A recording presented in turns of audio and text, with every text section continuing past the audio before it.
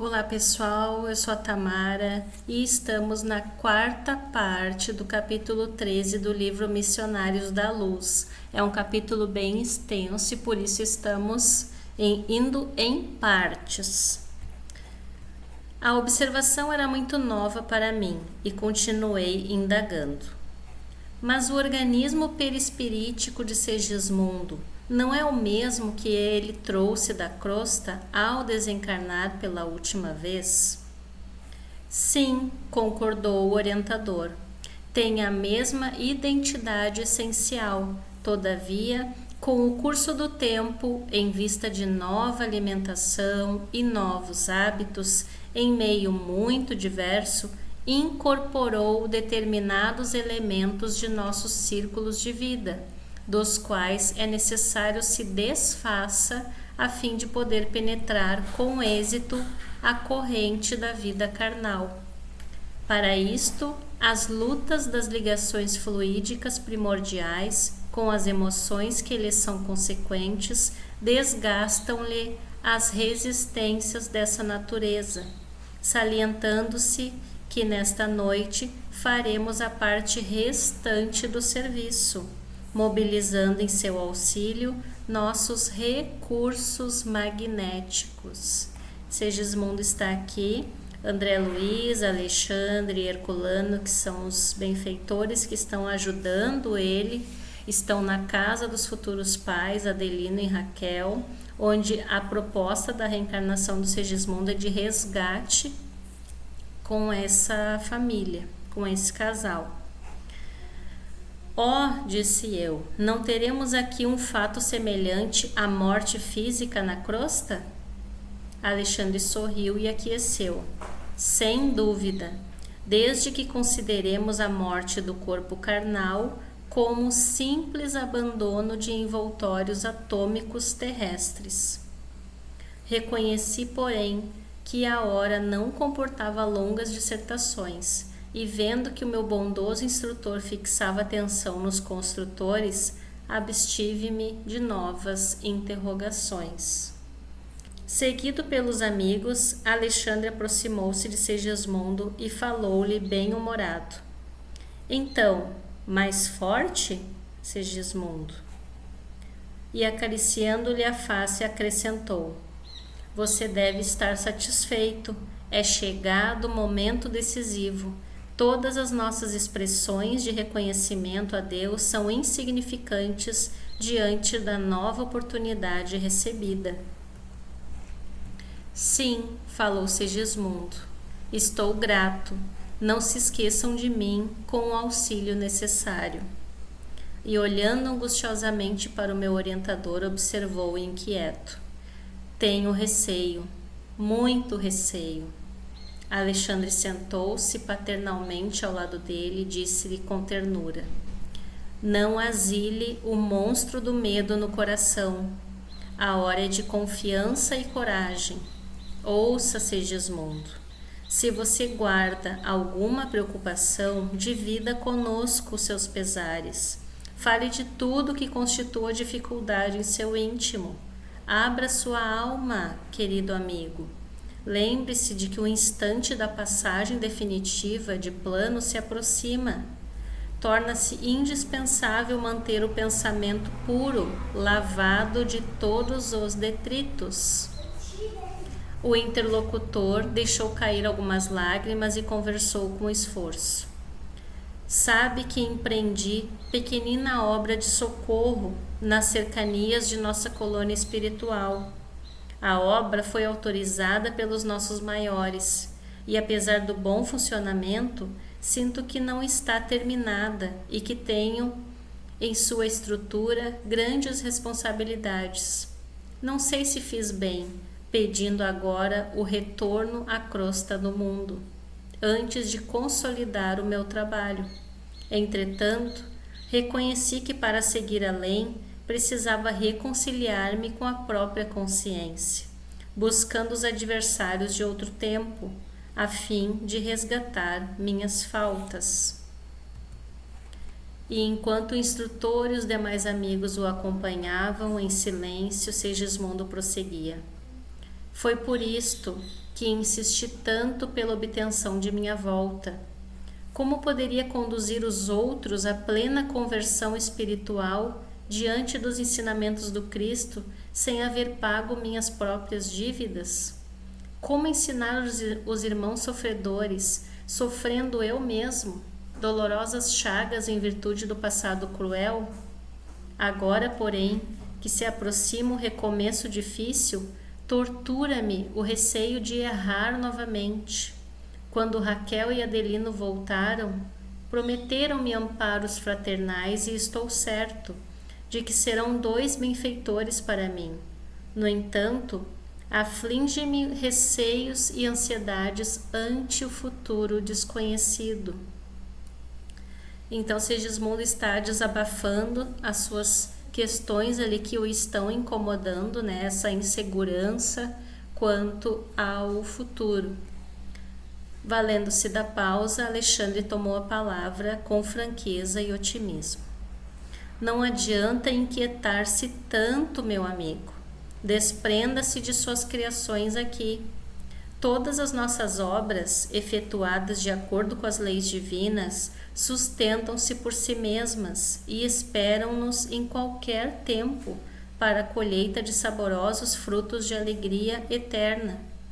Somente o mal está condenado à destruição e apenas o erro necessita laboriosos processos de retificação. Esteja, portanto, calmo e feliz. Sua insistência pelo regresso atual aos círculos terrenos foi muito bem lembrado.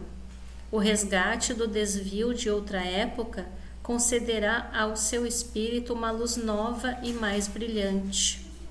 Persevere no seu propósito. Valer-se da escola, receber-lhe a orientação sublime, assenhorear-se-lhe dos benefícios, representa a maior felicidade do aluno fiel. Assim, pois, Segismundo, a sua felicidade de voltar agora à esfera carnal é muito grande. Lave sua mente na água viva da confiança em Deus e caminhe. Para a nova experiência você não pode levar senão o patrimônio divino já adquirido com seu esforço para a vida eterna, constituída pelas ideias enobrecedoras e pelas luzes íntimas que o seu espírito já conquistou. Não se detenha desse modo em lembranças dos aspectos exteriores de nossas atividades neste plano. Persistir em semelhantes estados de alma poderá trazer consequências muito graves, porquanto a sua inadaptação perturbaria o desenvolvimento fetal e determinaria a morte prematura de seu novo aparelho físico no período infantil. Não se prenda a receios pueris. É verdade que você deve e precisa pagar, mas em sã consciência, qual de nós não é devedor? Com tristeza e abatimento, nunca resgataremos nossos débitos. É indispensável criar esperanças novas. Segismundo fez um gesto significativo de afirmação e sorriu com dificuldade, mostrando menos triste. Não perturbe o seu trabalho valioso do momento. Recorde as graças que temos recebido e não tema.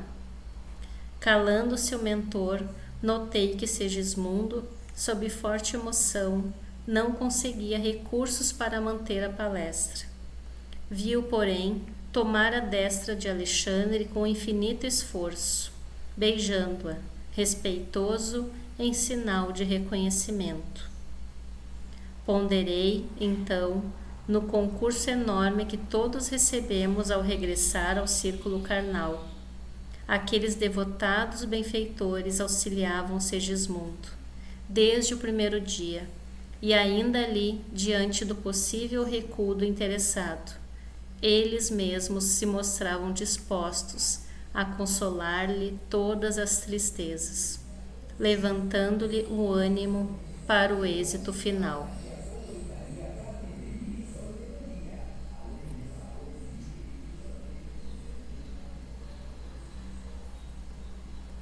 quanta amorosidade, né, nós todos temos dos nossos benfeitores, dos nossos amigos que estão sempre ao nosso lado, sempre dispostos a nos escutar, a nos auxiliar, seja na forma de inspiração, de uma intuição, de influenciação de uma palestra, de um vídeo, uma música, de amigos. Sempre temos a misericórdia de Deus através desses bons espíritos.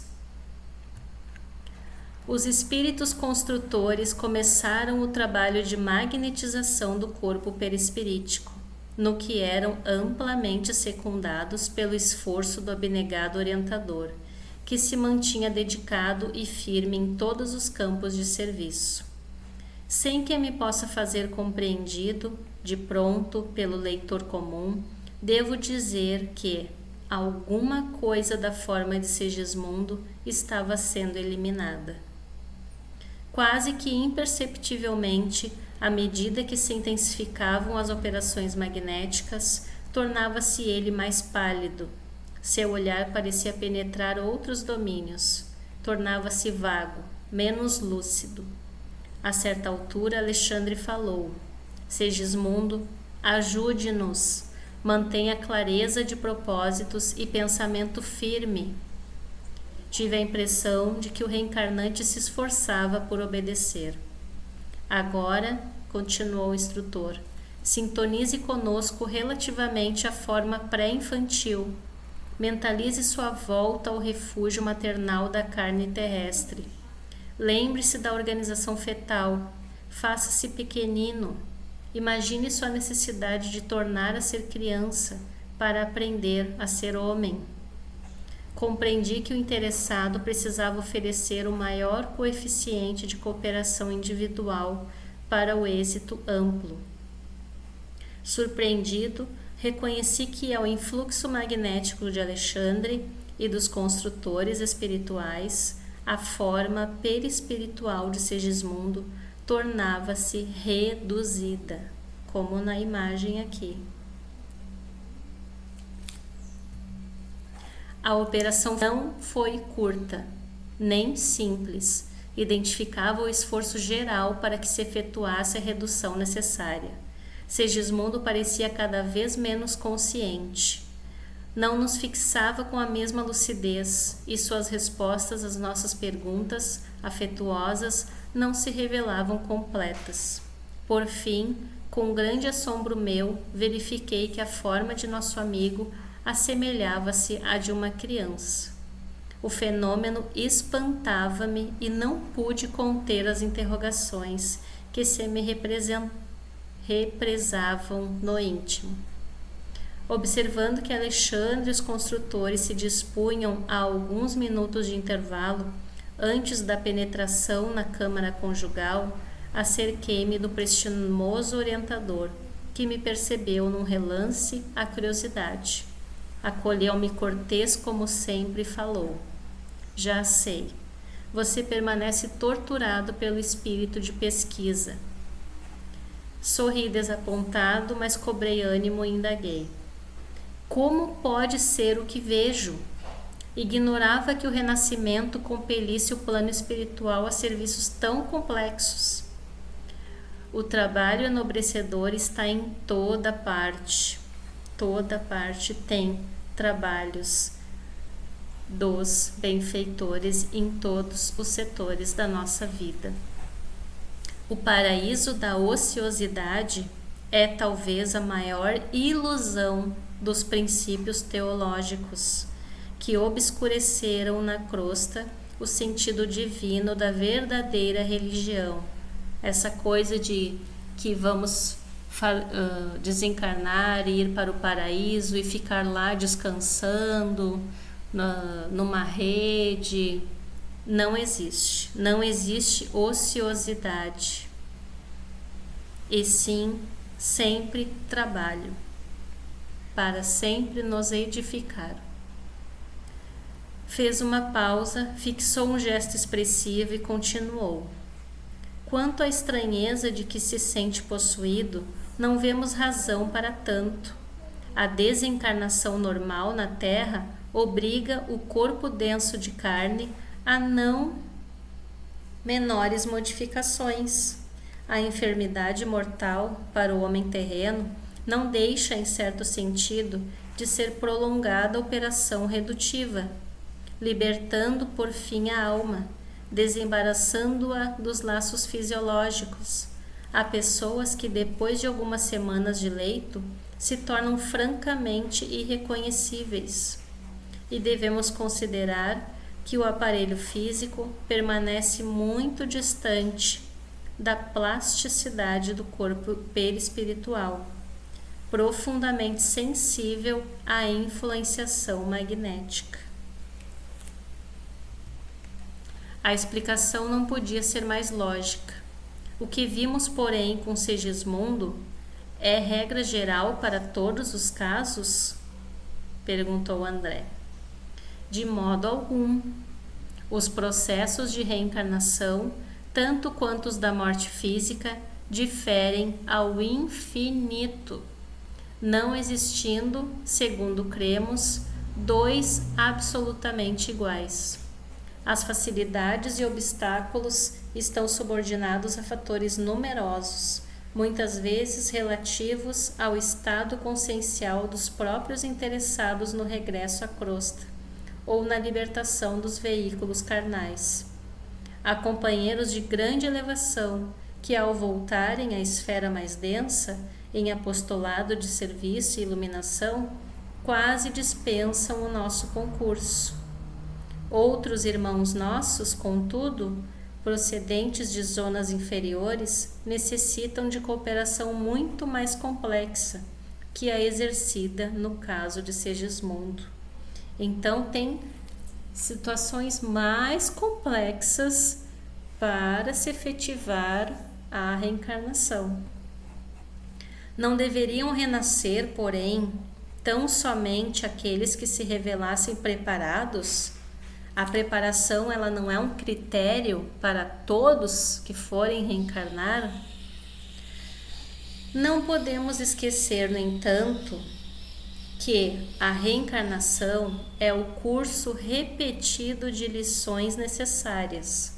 A esfera da crosta é uma escola divina, e o amor, por intermédio das atividades intercessórias, reconduz diariamente ao banco escolar da carne milhões de aprendizes. O orientador amigo calou-se por alguns instantes e prosseguiu. A reencarnação de Segismundo obedece às diretrizes mais comuns. Traduz expressão simbólica da maioria dos fatos dessa natureza, porquanto o nosso irmão pertence à enorme classe média dos espíritos que habitam a crosta, nem altamente bons, nem conscientemente maus. Acresce notar, todavia, que a volta de certas entidades das regiões mais baixas ocasiona laboriosos e pacientes esforços dos trabalhadores de nosso plano. Semelhantes seres obrigam-nos a processos de serviço que você gastará ainda muito tempo para compreender. Então, este é um caso de reencarnação que não é igual a nenhum outro, então diferem ao infinito as reencarnações e as desencarnações também. As elucidações de Alexandre calavam-me fundo, satisfazendo-me a pesquisa intelectual. Entretanto, novas indagações surgiam-me na mente sequiosa. Foi então que, premido por intensa e legítima curiosidade, perguntei respeitoso: o auxílio que vemos atingirá, porventura, a todos? Aqui nos encontramos num lar, em bases retas, segundo sua própria afirmação, mas se nos achássemos numa casa típica de deboche carnal, e se fôssemos aqui defrontados por paixões criminosas e desvarios desequilibrantes, O instrutor meditou e redarguiu. André, o diamante perdido no lodo, por algum tempo, não deixa de ser diamante. Assim também a paternidade e a maternidade, em si mesmas, são sempre divinas. Em todo lugar desenvolve-se o auxílio da esfera superior, desde que se encontre em jogo o trabalho da vontade de Deus. Entretanto, devemos considerar que, em tais circunstâncias, as atividades de auxílio são verdadeiramente sacrificiais.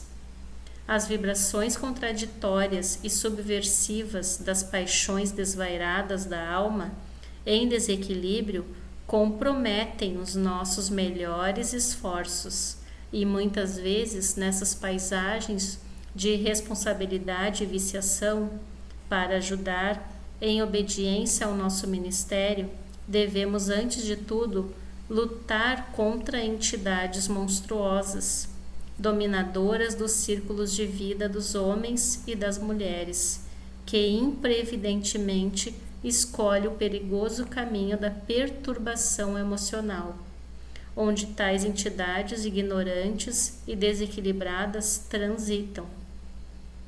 Nesses casos, nem sempre a nossa colaboração pode ser perfeita, porquanto são os próprios pais que, menosprezando a grandeza do mandato que lhe foi confiado, abrem as portas de suas potências sagradas aos impiedosos monstros da sombra, que lhes perseguem os filhos nasciturnos.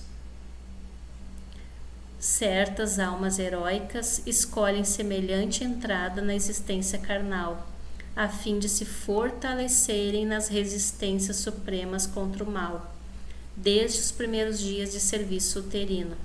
Entretanto, devemos considerar que é preciso ser suficientemente forte na fé e na coragem para não sucumbir. Nos renascimentos dessa espécie, o maior número de criaturas, porém, cumpre o programa salutar das provações retificadoras. Muitas fracassam, todavia, há sempre grande quantidade das que retiram os melhores lucros espirituais no setor da experiência para a vida eterna. Alexandre comentara o assunto com imponente beleza. Começava eu a compreender a procedência de certos fenômenos teratológicos e de determinadas moléstias congênitas que no mundo constrangem o coração. As asserções do momento levam-me a novo e fascinante estudo, a questão das provas retificadoras e necessárias. Em seguida, Alexandre convidou os construtores a examinarem os mapas cromossômicos, em companhia dele, junto de Herculano. Acompanhei o trabalho com interesse, embora absolutamente desprovido de competência para ajuizar com precisão relativamente aos caprichosos desenhos sob nosso olhar. Não me é dado transmitir determinadas definições daquela pequena assembleia de autoridades espirituais, por falta de elementos para a comparação analógica, mas posso dizer que, finda a parte propriamente técnica das conversações, o meu orientador acrescentava satisfeito. Com exceção do tubo arterial, na parte a dilatar-se para o mecanismo do coração, tudo irá muito bem. Todos os genes poderão ser localizados com normalidade absoluta. Depois de pequena pausa, acentuou: os membros e os órgãos serão excelentes. E se o nosso amigo souber valorizar as oportunidades do futuro, possivelmente conquistará o equilíbrio do aparelho circulatório, mantendo-se em serviço de iluminação por abençoado tempo de trabalho terrestre. Depende dele o êxito preciso. Voltando-se para os construtores, falou-lhes afável: Meus amigos, o nosso Herculano permanecerá em definitivo junto de Segismundo, na nova experiência, até que ele atinja os 7 anos. Mais uma informação importante, gente. Após o renascimento, ocasião em que o processo reencarnacionista estará consolidado. Depois desse período, a sua tarefa de amigo e orientador será amenizada, visto que seguirá o nosso irmão em sentido mais distante. Sei que o devotado companheiro tomará todas as providências indispensáveis à harmoniosa organização fetal, seja auxiliando o reencarnante, seja defendendo o templo maternal contra o assédio de forças menos dignas. Entretanto, peço-lhes muita atenção nos primórdios de formação do timo, glândula, como sabem, de importância essencial para a vida infantil, desde o útero materno. Precisamos do equilíbrio perfeito desse departamento glandular, até que se forme a medula óssea e se habilite a produção dos corpúsculos vermelhos para o sangue. Os diversos gráficos das disposições cromossômicas facilitarão os serviços dessa natureza. Alguns dos amigos presentes passaram a observar os mapas com maior atenção, enquanto se estendiam, sob meus olhos, aqueles microscópicos sinais, facultando amplo exame da célula-ovo. Acerquei-me do instrutor e, sentindo-o mais acessível às minhas interrogações, perguntei: Temos nestes mapas a geografia dos genes da hereditariedade distribuídos nos cromossomos. A lei da herança, porém, será ilimitada? A criatura receberá ao renascer a total imposição dos característicos dos pais? As enfermidades ou as disposições criminosas serão transmissíveis de maneira integral? Não, André, observou o orientador. Estamos diante de um fenômeno físico natural. O organismo dos nascituros, em sua expressão mais densa, provém do corpo dos pais, que lhe entretém a vida e lhes criam os caracteres com o próprio sangue. Todavia, em semelhante imperativo das leis divinas para o serviço de reprodução das formas, não devemos ver a subversão dos princípios de liberdade espiritual, imanente na ordem da criação infinita. Por isso mesmo, a criatura terrena herda tendências e não qualidades.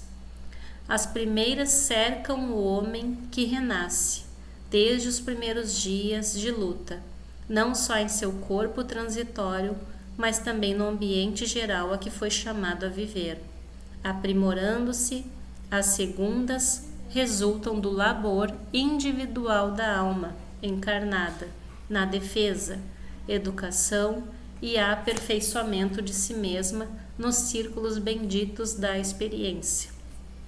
Se o espírito reencarnado estima as tendências inferiores, desenvolvê-las-á ao reencontrá-las dentro do novo quadro de experiência humana, perdendo um tempo precioso e menosprezando o sublime ensejo de elevação.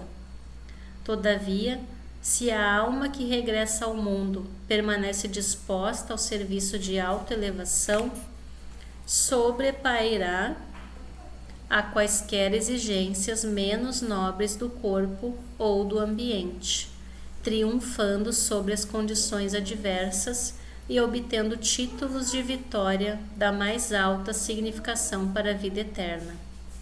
Em sã consciência, portanto, ninguém se pode queixar de forças destruidoras ou de circunstâncias asfixiantes, em se referindo ao círculo onde renasceu. Haverá sempre dentro de nós a luz da liberdade íntima, indicando-nos a ascensão. Praticando a subida espiritual, melhoraremos sempre. Esta é a lei. Em virtude das anteriores explicações do orientador, relativamente à importância da assistência de Herculano a Segismundo reencarnado, até os 7 anos, procurei obter do instrutor alguma elucidação a respeito. Então, aqui nesse slide, Alexandre está explicando que existe a herança genética dos pais, mas não é só isso que determina o futuro da criança. E aqui tem um recorte de uma pesquisa que, segundo as pesquisas médicas, as doenças são 20% genéticas e 80% são as suas escolhas. Então, para 80% dos casos, são as nossas escolhas durante a vida. As doenças que temos são, maioria, as nossas escolhas. Não é genético. E também tem a questão do ambiente em que nasceremos, que vai também influenciar, mas não só isso. Nós vamos herder tendências no corpo dos pais, 20%, do ambiente em que nascermos, para a nossa constituição. Mas nós todos temos o livre-arbítrio para escolher, e nós poderemos sim nos elevar independente do ambiente em que estivermos, porque isso não é 100% determinante. Pedi desculpas a Alexandre, todavia não me pude furtar a delicada inquirição. Por que tamanho cuidado com o sangue do futuro recém-nascido? Somente aos 7 anos iniciais de existência humana estaria terminado o serviço de reencarnação? Como sempre acontecia ao nobre orientador.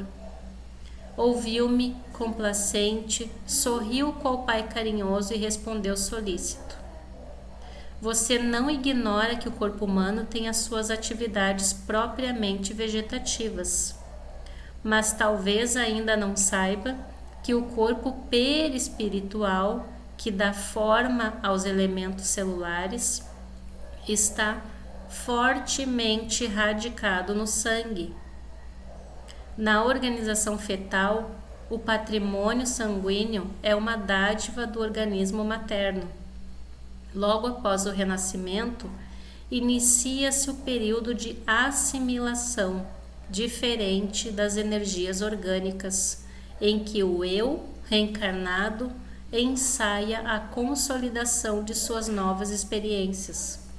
E somente aos 7 anos de vida comum começa a presidir por si mesmo ao processo de formação do sangue, elemento básico de equilíbrio ao corpo perispirítico, ou forma pré-existente no novo serviço iniciado.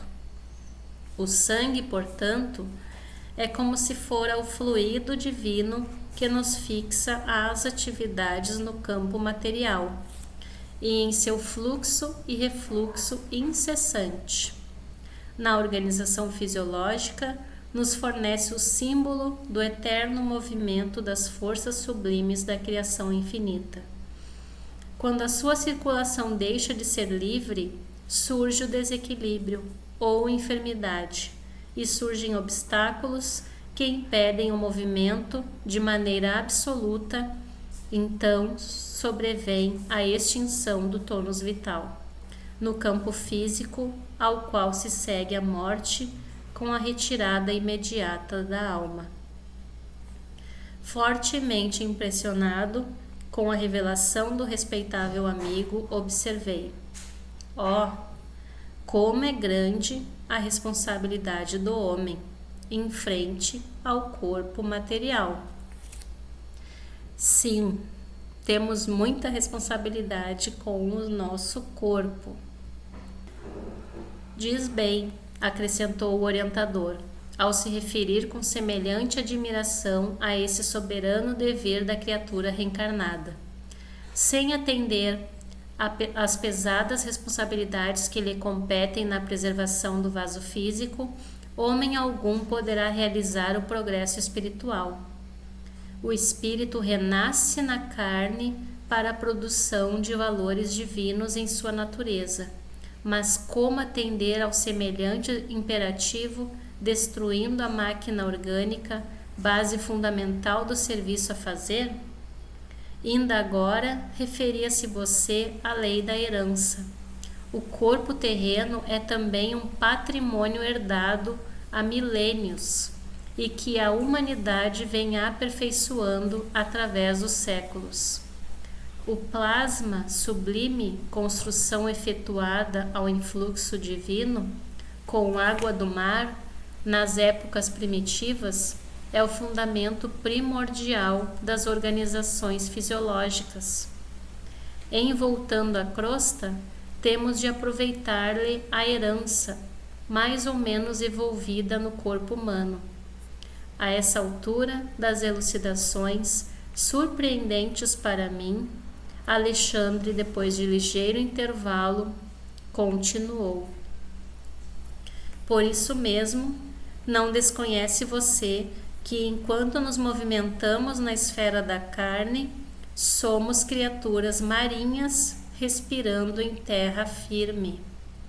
No processo vulgar de alimentação, não podemos prescindir do sal, nosso mecanismo fisiológico.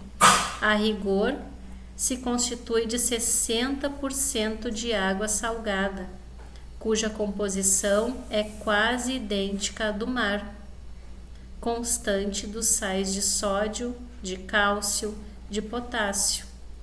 Encontra-se na esfera de atividade fisiológica do homem reencarnado o sabor do sal no sangue, no suor, nas lágrimas, nas secreções.